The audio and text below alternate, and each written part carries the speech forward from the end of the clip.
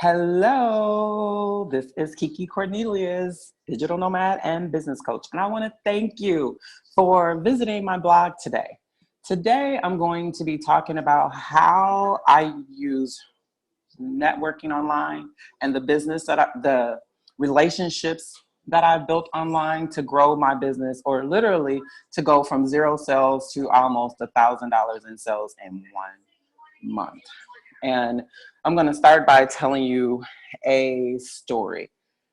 So first of all, for those of you who this may be your first time visiting my blog, you may not even know me.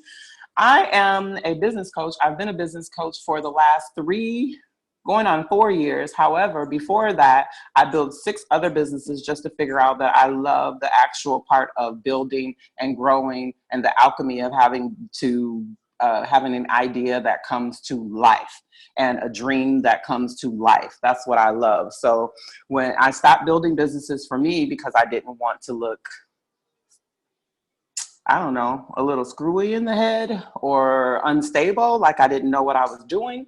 And I literally love what I do now, helping women build businesses that they can run from anywhere. And I like to show you how to do it while living on vacation, literally living on vacation. And that's a mindset. So we'll talk about that later. But let me talk about how I used networking online to build my business. So the background is, in the month of July, I had a month of nothing. When I say a month of nothing, zero, nothing that came into my business as no income that came into my business. And it wasn't something that I could hide. I had to come to grips with what was going on in my life. And I actually had to tell somebody that I could not be a part of a conference because I didn't have the money to invest by the time I needed to invest. And that made me feel like an utter failure. I could sit here and cry thinking about it now, because sometimes when we're in business, we want to do so much and we get so busy and focused on things or what we're doing or what we want to do that we don't do the things that we need to do to get there. I'm not exactly sure if this was the case for me in July, because I put in a lot of work to bring in income, but something seemed off. And when I talked to my coach about it, it was just like really real. Like I told her that I didn't tell her this.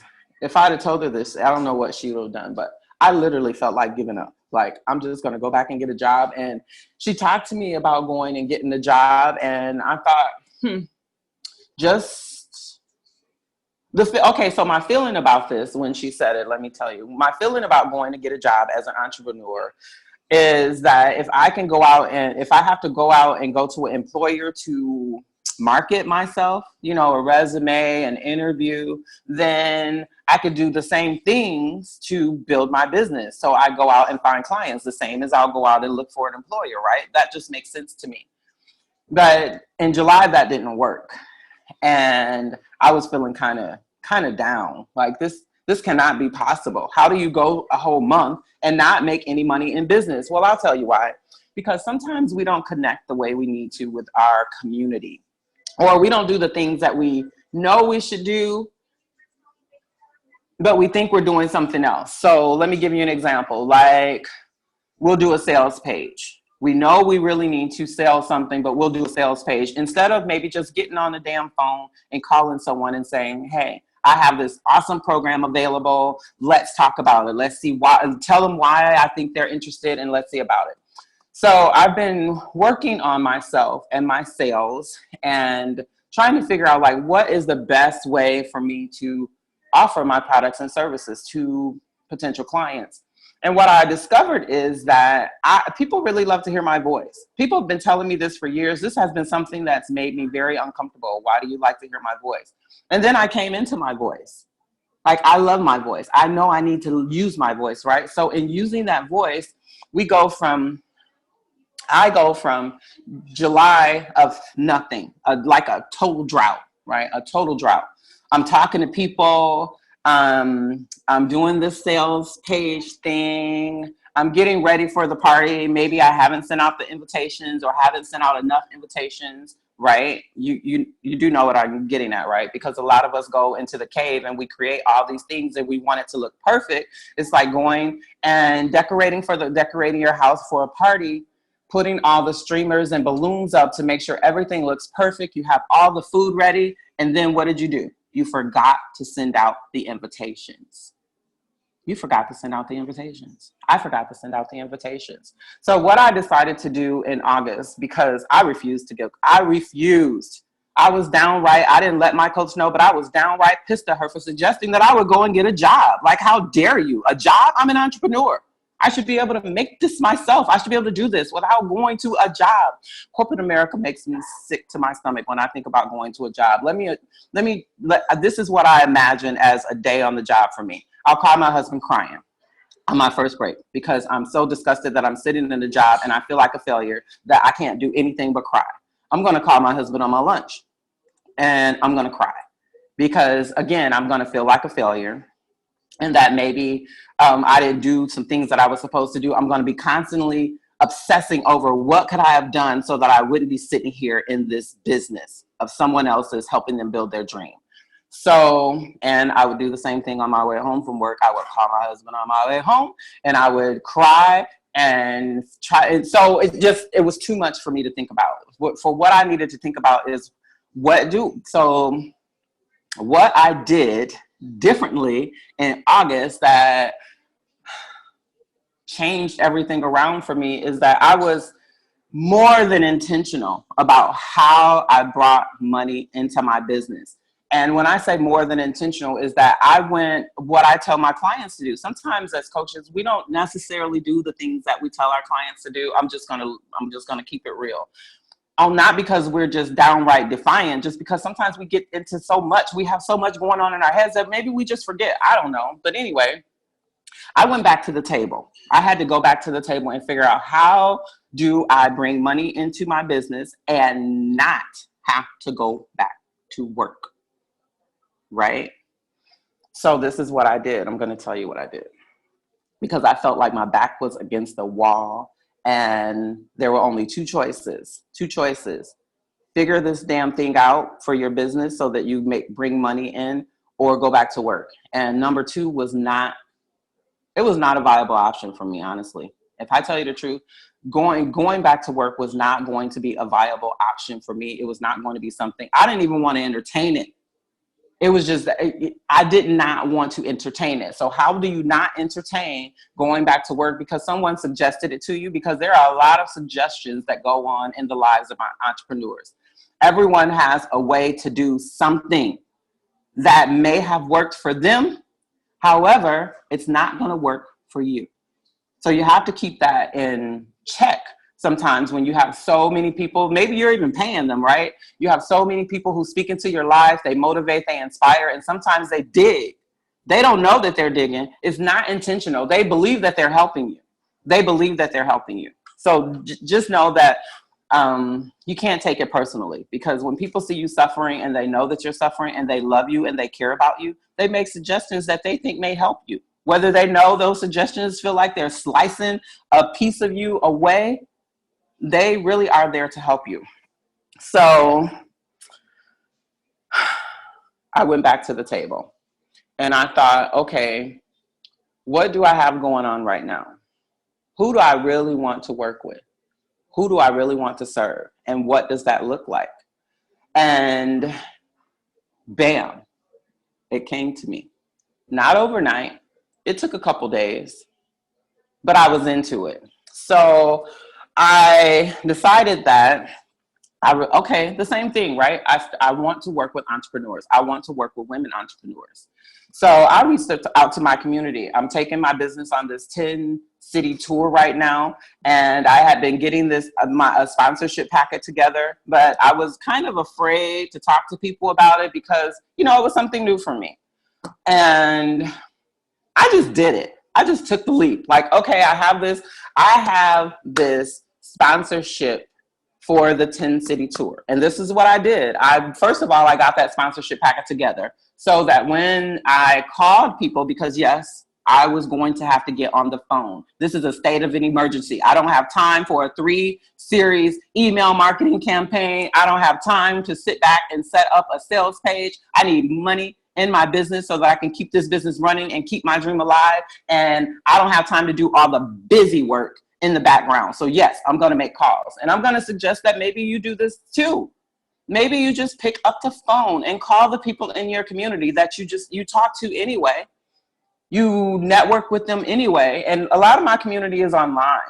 I love Facebook. Anyone who knows me, my husband can't stand it, but I love Facebook. And let me tell you why. It's a good platform to be able to build relationships with, because relationships matter when it comes to running your business.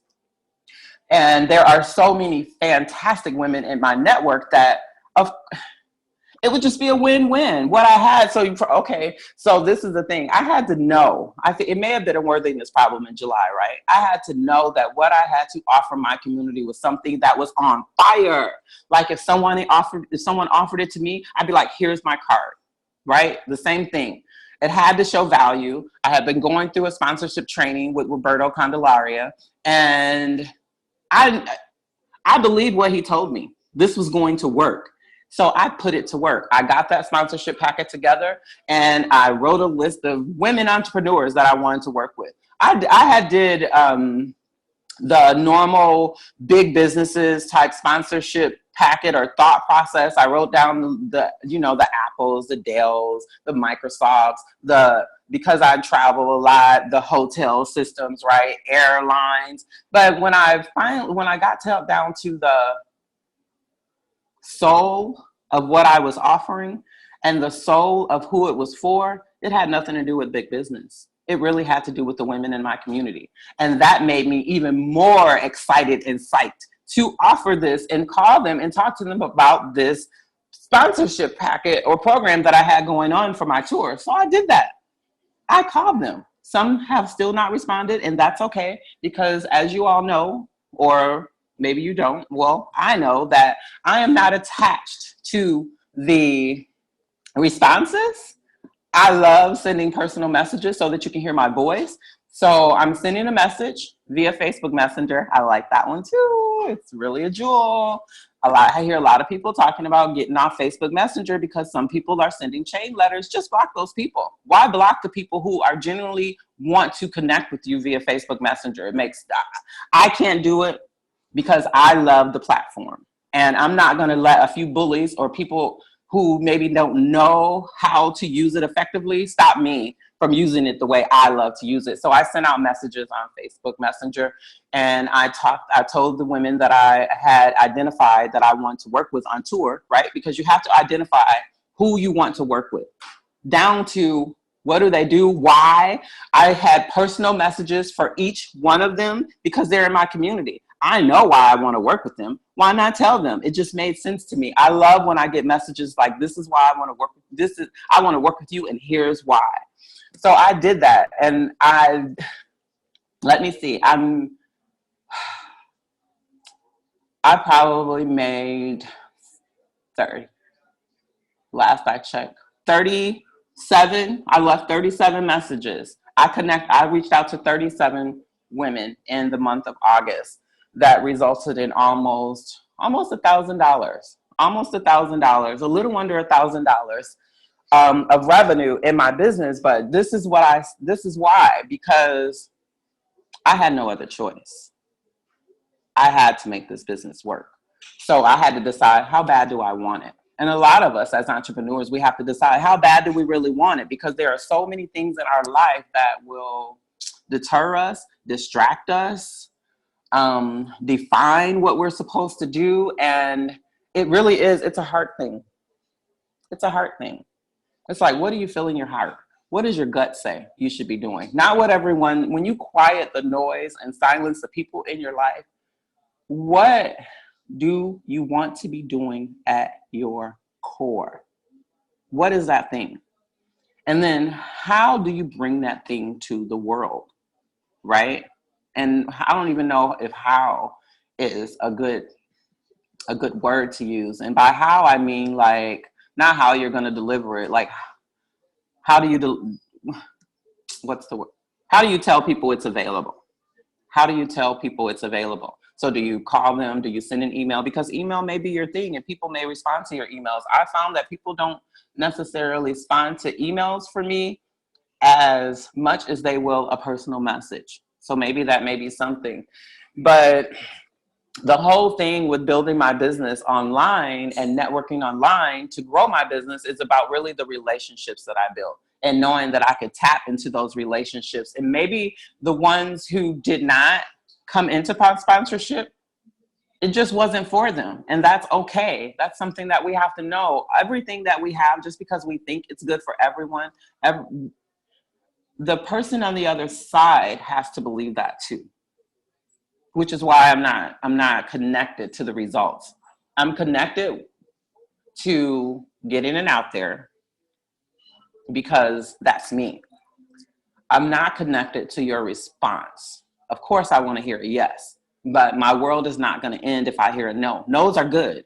No's are good because in the no's, you can find out like, what's wrong here? Or just give you a little bit more strength to move forward. Because if you got all yeses, then you wouldn't think you had to work for anything. I don't know. Anyway, I'm rambling. But I just wanted to talk to you real quick about how I use relationships and networking online to grow my business in the month of August. It was a extremely focused and intentional month. Every day I woke up with a goal in my business to connect with so many women. And that goal alone was enough to get me through the month of October and make me feel better about what I'm doing now. I was like, it was just like something reignited. I think the fact that she told me to get a job was enough to say, this, I refuse. I refuse. It's like, no way. What else do I have to do? And versus getting a job, right? So I hired myself. I hired myself as a salesperson at KeeKee Inc. And we did okay in the month of August. And I am on fire for what is going to happen in September. So if you're somebody out there watching and listening and you're wondering how you can use relationships to build your business, connect with me. Go to iliveonvacation.com if you're not there already and sign up to have a strategy session with me. I promise you, in that 45 minutes to an hour, I can help you. I can help you. So that's it for today. That's all. I think this is the most, my mom would kill me if she knew I was talking about my money, right? How can you tell people you made no money in your business? Because this is how people grow. This is how we live. And we have to know that everything isn't always rainbows and sunshine. Even though I love rainbows and sunshine, rainbows and unicorn, life is not always that way. And business surely isn't either. So I invite you to stay connected with me. This is KeeKee Cornelious, business nomad, business coach, and digital nomad, signing out saying, hey, you got this. You got this. Trust me, you do.